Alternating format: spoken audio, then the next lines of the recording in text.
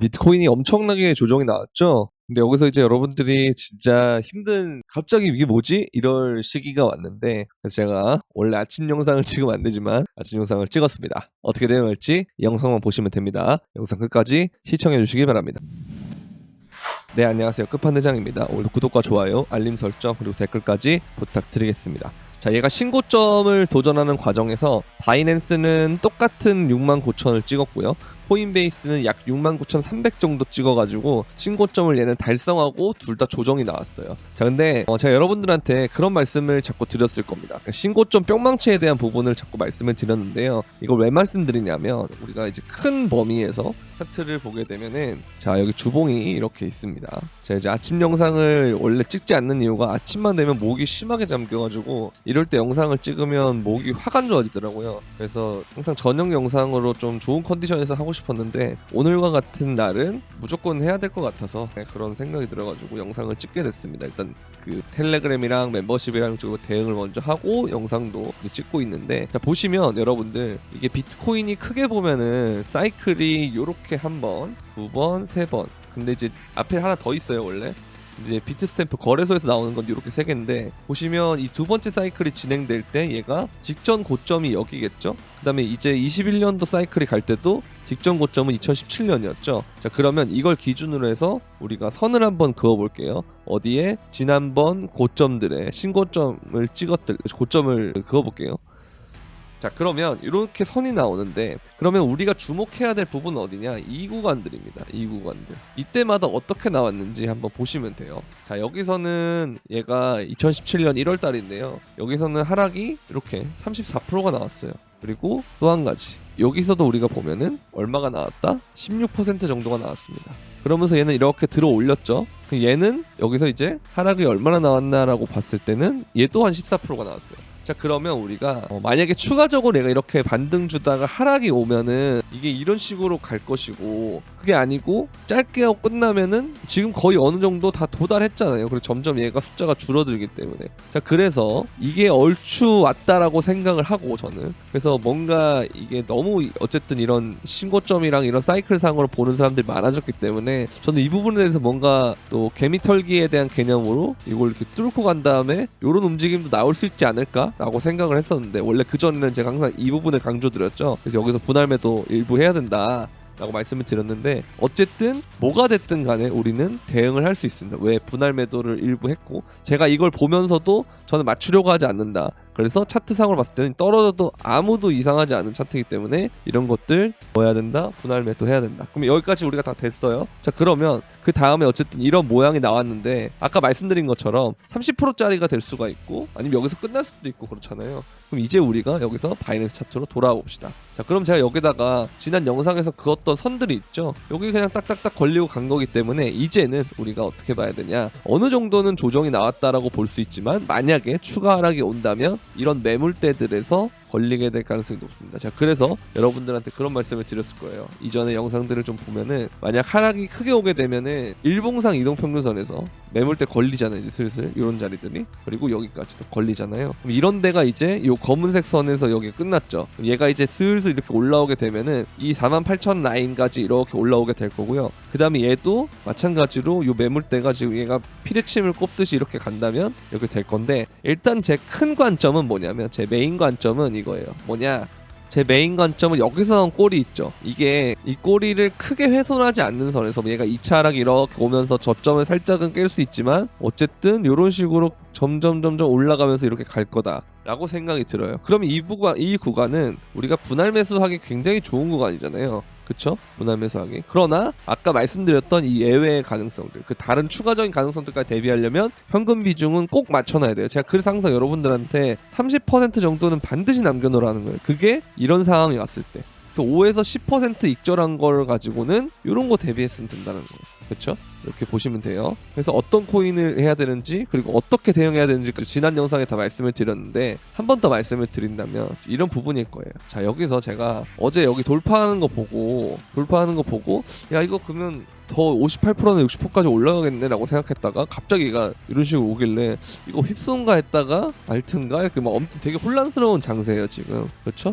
근데 어쨌든 이걸 내가 맞추려고 하면 되게 혼란스러운 장세가 맞지만 뭐가 됐든 내가 대응을 할 수 있게끔 세팅해 놓으면 상관없다 그랬죠. 그래서 제가 여러분들한테 어제 도미넌스가 오르는 부분까지 생각을 해서 30%는 비트코인, 그러니까 내가 들어갈 코인에 투입할 돈이 있겠죠. 현금 비중은 남겨놓고 코인에 투입할 돈이 있는데 그 코인에 투입할 돈이 이렇게 뭐 100이라고 보면은 그거를 비중을 나눴을 때 30은 비트, 그다음에 70은 알트인데 이더리움의 경우는 여기에 넣는 게 제가 맞다고 그랬지만 정말 이더리움을 사랑한다면 여기까지도 침범해도 상관없다. 왜? 이더리움은 지금도 좀 저평가라고 보기 때문에 그런 개념을 제가 말씀을 드렸잖아요. 맞죠? 그렇게 말씀을 드렸는데 이런 걸 우리가 살펴봤을 때는 아무래도 확실히 뭐다? 얘가 더 오를 수도 있기 때문에 추가적으로 그 알트코인이 개별적인 조정을 더 받는다거나, 그러니까 비트보다 하락률이 더 크다던가, 추가 조정 때 비트 조정 때 하락이 더 크다던가, 아니면 또 뭐가 있느냐, 김프만 자체적으로 빠질 수가 있어요. 자, 이게 무슨 말이냐, 제가 그 신고점이 되는 부근에서 신규가 엄청나게 들어온다고 그랬잖아요. 이미 들어오고 있었고, 그리고 9메이저의 상승이 신규를 자극한다 그랬잖아요. 그렇죠? 신규라는 건 지금까지는 중고 신인에 가까운데 미들이 다시 들어와요. 근데 어쨌든 이들의 머릿속에 기억엔 뭐가 있냐면 내가 하락장 때 당했던 기억이 있단 말이에요. 맞죠? 그래서 내가 심하게 존버했던 그 몇 년간의 존버를 했던 그 스트레스가 있단 말이에요. 그래서 그들은 이러한 움직임에도, 그러니까 이 비트의 지금 같은 움직임을 봤을 때 어떻게 되냐, 아 그럼 그렇지, 이거 일시적인 상승이었구나 비트코인이 그동안, 이렇게 생각을 하게 되는 거예요. 그래서 신고점을 달성하는 부분에 모든 사람들의 이목이 집중되고 그 이후에 조정이 오게 되면은 다들 일시적인 거라고 생각하고 시장을 떠나게 됩니다. 그럼 그들이 다시 언제 들어오냐, 얘가 다시 어느 정도 회복을 한 다음에 신고점을 돌파할 거예요. 그 다음에는 이게 신고점을 돌파한 다음에는 자리를 안 주고 계속 가요. 그동안에는 비트코인이 또 올라요. 도미넌스가 또 오르고. 그럼 그럴 때 어떻게 되느냐, 다시 들어올까 말까, 아 이거 그때 괜히 팔았네 이러면서 자리만 한 번 더 와봐 했다가 자리가 안 오고 알트가 먼저 반응하면서 알트장이 폭등할 때 그때 그냥 쫓기듯이 들어온단 말이에요. 그래서 그런 식으로 우리가 하는 게 아니고 어떻게 해야 되느냐, 제가 말씀드렸잖아요. 그렇기 때문에 3대7로 비트와 알트를 다 담아두는 쪽으로 하면, 그리고 천천히 제가 피라미드를 통해서 천천히 제가 분할 매수하라 그랬잖아요. 비중을 점점 어떻게 둔다? 아래로 갈수록 높게 둬서 그런 식으로 분할 매수하면 된다 라고 말씀드렸죠. 이거 대비 끝난 겁니다. 그러면. 그리고 어떤 코인? 메이저 코인. 추후의 도미넌스는 특정 지점이 끝나면은, 고점을 찍게 되면은 얘가 갑자기 급락하는 경향이 있어요. 근데 갑자기 급락을 하려면 시총 큰 애들이 30%, 40%, 50% 이런 식으로 엄청나게 달려줘야 이게 떨어질 수가 있거든요. 확 떨어질 수가 있거든요. 그렇기 때문에 뭐겠습니까? 처음에는 그런 애들로 순환될 가능성이 높다. 여기까지 우리가 생각을 하면 된다는 거예요.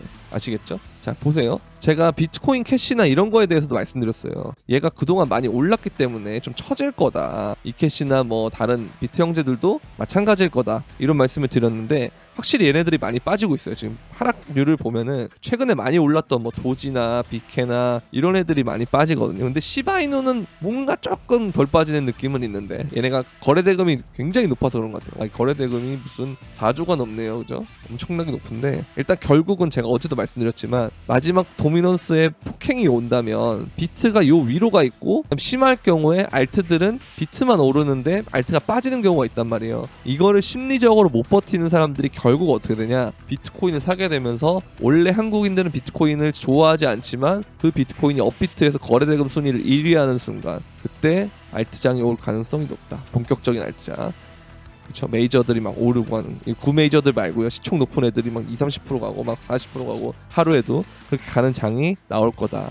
이렇게 보시면 됩니다. 그래서 우리가 이렇게 대비를 하면 끝나는 거예요. 별거 없습니다. 현금 남겨놓고 여기 분할로 다 담았다면 끝. 문제 없어요. 전혀 문제 없습니다. 전혀 문제 없어요. 전혀. 자, 그리고 이분이 요즘 되게 저랑 비슷한 말을 많이 하세요. 그러니까 이게 저는 그거라고 생각해요. 그러니까 지금 구간은 후자라고 생각한다라고 하는데 후자가 뭐냐, 단순 과열을 해소하기 위한 구간인지 저는 이거라고 생각을 하거든요. 왜냐면 항상 신고점을 가기 전에는 딱 그 처음 뿅망치를 맞는다고 했죠. 그게 좀 아프다고 그랬잖아요. 맞죠? 그거라고 생각합니다. 저는 일단은. 그래서 그렇게 생각을 하고, 추가적으로 봤을 때 요것도 되게 저는 중요하다고 생각했는데, 저도 이거 차트 이렇게 그려놨거든요. 제 텔레그램 트레이딩 뷰에 개인 트레이딩 뷰 이런 걸 그려놨는데 보시면 이게 첫 사이클이에요. 이렇게 되는 게. 원래는 얘가 이런 과정들이 있었을 거 아니에요. 여기를 깬 다음에 이 부분이 오면은 항상 장이 끝나고 이런 게 있었단 말이죠. 그런데 지금은 얘가 평행 채널을 그리고 있는 그 전 큰 채널을 깬 상태. 그렇기 때문에 이게 반등을 주고 이렇게 쭉 떨어진다 그러면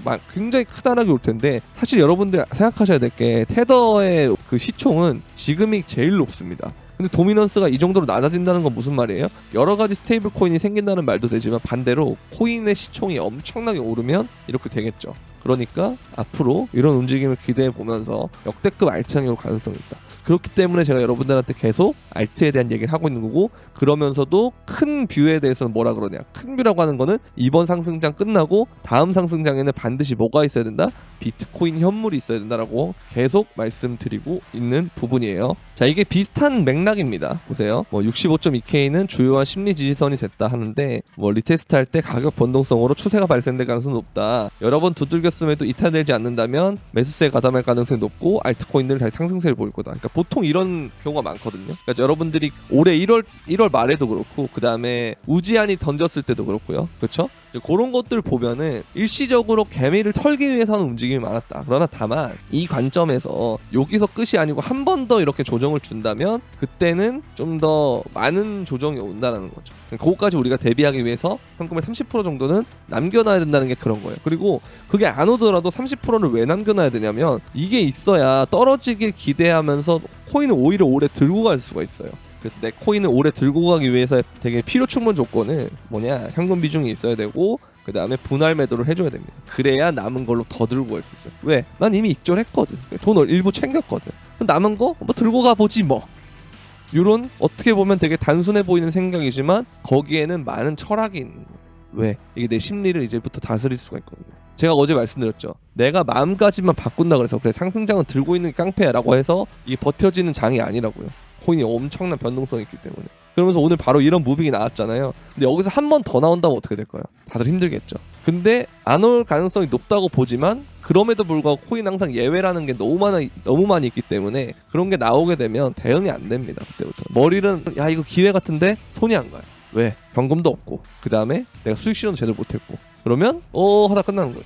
아니면 내가 최저점에서 덜던지. 그런 걸 하지 않기 위해서는 제가 계속 말씀드리는 부분들, 현금 비중 지켜야 되는 거, 분할 매수해야 되는 거, 그리고 분할 매수할 때 어떻게 해야 된다? 피라미드 형태로 해야 된다. 그러면서 평단을 많이 떨궈줘야 내 마이너스가 나와도 한 5%, 4%, 3% 이런 거는 참아요. 근데 20% 이런 거 찍으면 그때부터 멘탈 나가거든요. 이거 무조건 이거 물타기 해야겠다 이런 생각하는 거지. 그러다 보면 내 포트폴리오 비중이 깨지고 정말 흔들흔들 거리게 될 수밖에 없어요. 그렇기 때문에 이 부분은 반드시 여러분들이 주의해야 될 부분입니다. 자, 그리고 제가 또 이것도 많이 말씀드렸어요. 우리는 매일매일 무슨 기도를 해야 된다? 나스닥이 제발 좀 가주세요 하게 기도해야 된다.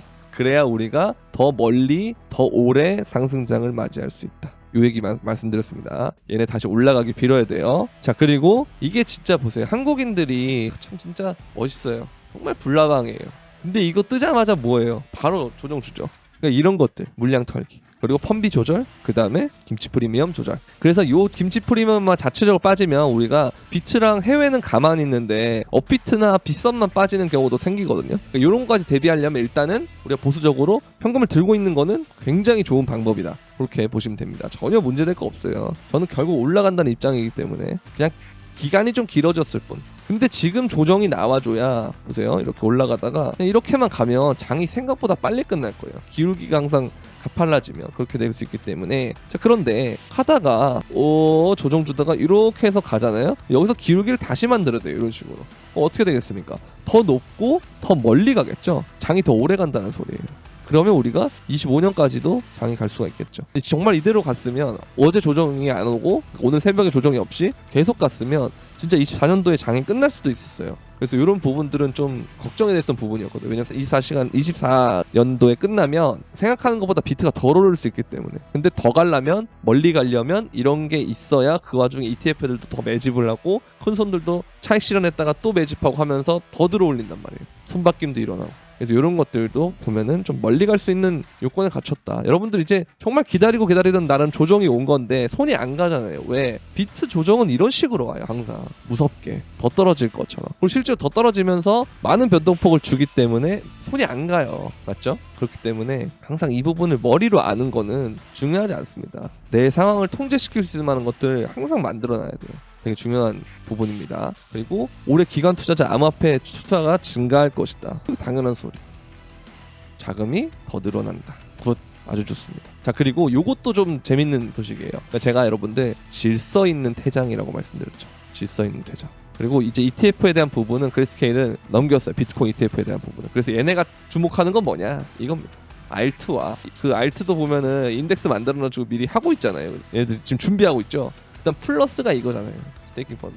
여기서 또 재밌는 거 나올 겁니다. 여기서 재밌는 것도 나오고. 그래서 여기 코인들 뭐 있는지 한번 살펴보는 거죠. 앱토스, 셀레스티아, 이더리움, 코스모스, 니어, 오스모시스, 폴카다, 세이, 솔라나 이런 애들이 있다. 이것도 주목해볼만 하다. 이렇게 보시면 되겠고요. 자, 그리고 여러분들 이걸 하다가 보면은 좀 이제 힘들 수가 있어요. 그러니까 제가 이렇게 말을 해도 머리로 말을 해도 어쨌든 통제가 안 되기 때문에 제가 통제 변수를 만들어 놓으라 했잖아요. 근데 현금을 진짜 만드는 걸 너무 어려워하시는 분들이 생각보다 되게 많더라고요.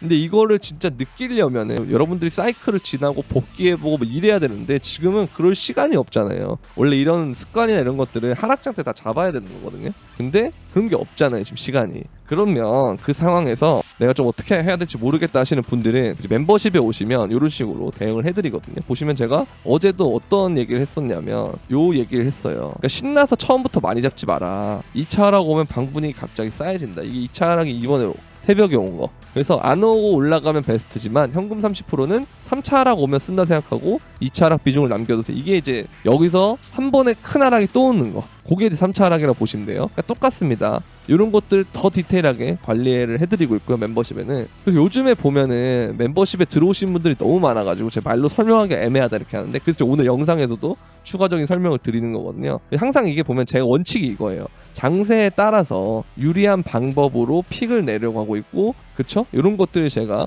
원칙으로 삼고 있는 거예요. 그래서 항상 요즘에 픽이 보면은 이런 게 돼 있거든요. 손절가를 원래 저는 무조건 내고 있어요. 옛날 영상들 찾아보면 다 손절가가 있어요. 근데 요즘 픽은 손절가가 없어요. 그리고 범위를 굉장히 늘려놨어요.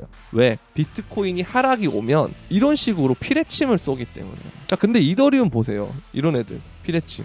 맞죠? 이런 거를 다 잡으려면은 진입 범위를 넓힐 수밖에 없어요. 제가 픽을 낼 시점이 이런 때니까 여기서 이걸 잡으려 그러면 여기서 입 벌리겠습니다 했는데 여기 안 가고 이 정도만 갔다가 올라갈 수도 있기 때문에 선물의 경우는 이게 청산 때문에 이렇게 하면 안 돼요. 근데 현물은 이런 게 된단 말이에요. 그래서 멤버십은 이런 식으로 하고 있고 그리고 코인들 자체도 이후에 알트장을 대비한 코인들. 그래서 설사 저희가 2차 하락, 3차 하락이 와서 내가 더 물리고 하더라도 장투로 할 수 있게끔 괜찮은 코인들. 그런 애들 위주로 제가 이렇게 요번에 골랐거든요. 멤버십에는. 그러니까 이런 거 보시면서 여러분들이 자, 진입가랑 목표가, 손절가, 어떤 코인 이런 것들에 대해서 정말 디테일하게 그리고 어떤 식의 문제점이 있는지에 대한 멘탈 관리 그 다음에 내 포트폴리오 물린 것들을 어떻게 해야 되는지에 대한 그 상담들 1대1 상담 그리고 저의 소통 그리고 이런 유튜브에서 말씀드렸던 근거라든지 멤버십 브리핑했던 근거라든지 이런 것들에 대해서 세밀하게 왜 이렇게 생각했는지에 대해서 질문을 해주시면 거기에 대해서 상세하게 제가 답변 드리고 설명을 드리기 때문에 이런 전반적인 부분에서 좀 도움을 받고 싶다 하시는 분들은 영상 구독 버튼 옆에 있는 가입 버튼을 통해서 유튜브 멤버십에 가입을 하시고요. 그 다음에 유튜브 커뮤니티에 보시면 멤버십 전용 커뮤니티가 있어요. 거기에 뭐가 있냐, 제 유튜브 텔레그램 여기 브리핑 픽방 나오는 요 방과 그 다음에 저랑 계속 소통할 수 있는 멤버십 전용 카카오톡 채팅방이 있습니다. 그 링크 2개 다 들어오셔야 돼요. 아시겠죠? 그리고 반드시 들어올 때 유튜브 닉네임과 동일하게 해서 들어와 주시면 되겠습니다. 텔레그램과 카톡 다 유튜브 닉네임과 동일하게 바꿔주시면 됩니다. 자, 그래서 선물을 보시면 선물방도 있는데 요게 지금 이런 거예요. 이런 거. 요게 지금 요번에 손절 나는 게 이게 선물은 이렇게 하면 안 되거든요. 그래서 손절이 나더라도 짧게 가야 되기 때문에 손절이 잦은 거고 멤버십의 경우는 길게 현물이기 때문에 그래서 이런 부분들 그래서 선물을 하시는 분들은 선물방 도움이 될 수가 있는데 보시면 요번에 제가 계속 이제 손절이 안 나다가 요번에 손절이 많이 난 이유는 추세 변곡 때문에 그래요. 그러니까 추세를 거스르지 않아서 그동안 선물에서 수익이 많이 났지만 요게 이제 세금과 같은 부분이 뭐냐면 요번과 같이 추세가 일시적으로 변곡이 됐을 때 요때가 조금 아쉽다라는 거. 근데 우리가 이 추세 변곡을 잡겠다고 계속 올라갈 때마다 숏쳤으면 어떻게 됐겠습니까? 잔고 다 갈렸겠죠. 근데 이거는 그동안 벌었던 거에 대해 세금이라는 거죠. 그래서 제가 보면은 강조드리는 게 보통 뭐냐, 이게 하이 리스크다 언급드리고 익절금으로 해야 된다 이런 것들을 익절금의 심지어 절반까지 이런 식으로 비중 조절을 리스크마다 해드리기 때문에 이런 부분에 대해서도 도움을 얻고 싶다 하시는 분들은 영상 설명란에 있는 선물방 가입 시청 링크를 통해서 해주시면 될 것 같습니다. 자, 오늘은 여기까지 하도록 하겠고요. 추후에 오후에 만약에 방송 영상을 찍을 일이 있으면 그때 또 하도록 하겠습니다. 지금 또 이렇게 20-30분을 찍는데 또 목이 이렇게 또 금방금방 나가는 모습을 볼 수 있지만 아무튼 엄청 중요한 장세라고 생각을 해서 일단 급하게 영상 찍었습니다. 오늘 여기까지. 그럼 안녕.